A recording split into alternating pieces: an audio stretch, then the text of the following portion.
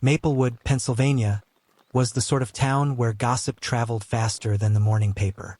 With just under 5,000 residents, everyone knew everyone, or thought they did. But in October of 2012, the disappearance of Emily Carter, a 32-year-old nurse, would expose just how little Maplewood really knew about one of its own. Emily was known for her reliability. She had never missed a shift at the Maplewood family clinic. So, when she failed to show up for her 7 a.m. round on October 14th, her colleagues grew uneasy. Phone calls went unanswered, and by noon, a coworker drove by her house. Emily's car was parked neatly in the driveway. Lights were off. The front door was locked. Police were called, and what they found was strange. Emily's purse, keys, and phone sat untouched on the kitchen counter. A half-finished cup of tea rested near the sink, still faintly warm. There was no sign of forced entry, no sign of a struggle. It was as if Emily had simply stepped out for a moment and never returned.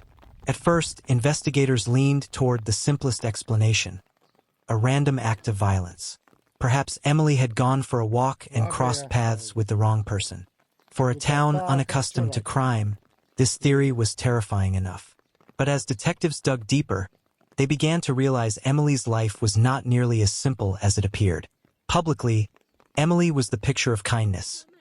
Volunteering at blood drives, staying late for patients, always quick with a reassuring smile. But her personal life told another story. Her phone records revealed late-night conversations with an unknown number, calls lasting for hours, sometimes ending just before dawn. Bank statements showed cash withdrawals totaling nearly $10,000 in the months before she vanished. And tucked inside her nightstand drawer were letters. Handwritten, emotional, some filled with longing, others with fear. The letters were signed with only a single initial, M.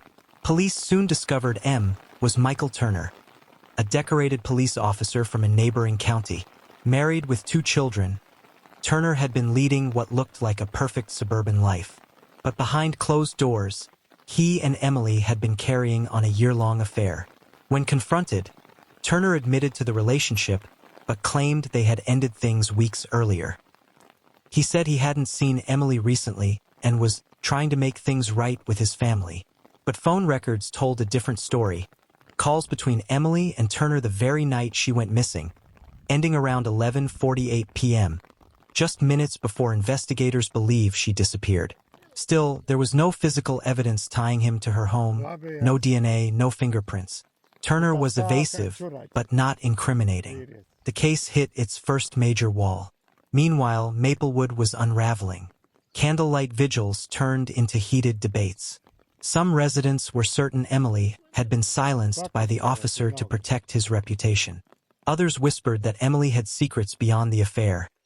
Debts, threats, maybe even double lives. Then came a chilling twist. A search of Emily's computer revealed encrypted emails sent to a second man. This time not a lover, but a former patient named Daniel Brooks. Daniel had been treated at the clinic for an opioid addiction and had formed an unhealthy attachment to Emily. In his emails, he begged her not to abandon him and warned that if she did, she'd regret it. Suddenly, investigators had 2 very different suspects: a married police officer with something to lose, and a troubled ex-patient obsessed with Emily. For months, the case stagnated. Then, in January of 2013, a hiker stumbled upon a shallow grave in a wooded area 20 miles outside Maplewood. Inside lay Emily's body. The medical examiner's report concluded she had been killed by blunt force trauma to the head. But the body told another story. There were defensive wounds on her arms, suggesting a struggle, and fibers on her clothing matched the upholstery of a vehicle, a police cruiser model. The town's eyes immediately turned back to Officer Turner. But just as prosecutors prepared to build a case against him, DNA results came back with a surprise. The fibers may have matched a cruiser, but the skin cells found under Emily's fingernails belonged not to Turner, but to Daniel Brooks, the ex-patient. Brooks was arrested, and the town erupted in both relief and disbelief. Many had been certain the officer was guilty. Brooks maintained his innocence, insisting the DNA was from a prior encounter when he had shaken Emily's hand at the clinic. He claimed he hadn't seen her in months. Yet, without a solid alibi and with mounting circumstantial evidence, Brooks became the prime suspect. But here's where the story grows even darker. The prosecution's case fell apart. Brooks' defense successfully argued that the DNA evidence was weak, and the jury couldn't convict beyond a reasonable doubt. He walked free. Meanwhile, Turner, though never charged, left his job under a cloud of suspicion. His marriage collapsed and he moved out of state. To this day, no one has been convicted of Emily Carter's murder. Her death remains one of Pennsylvania's most haunting unsolved cases. For Maplewood, the tragedy cut deep. A town that once prided itself on closeness now lived in suspicion and shadow, knowing someone. Maybe a neighbor, maybe someone they trusted, had taken Emily's life. And in the end, the greatest mystery remains. Was it the married officer desperate to protect his secret?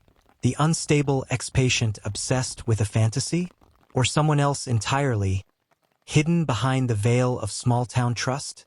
Because in Maplewood, the truth may still be out there, waiting to be uncovered.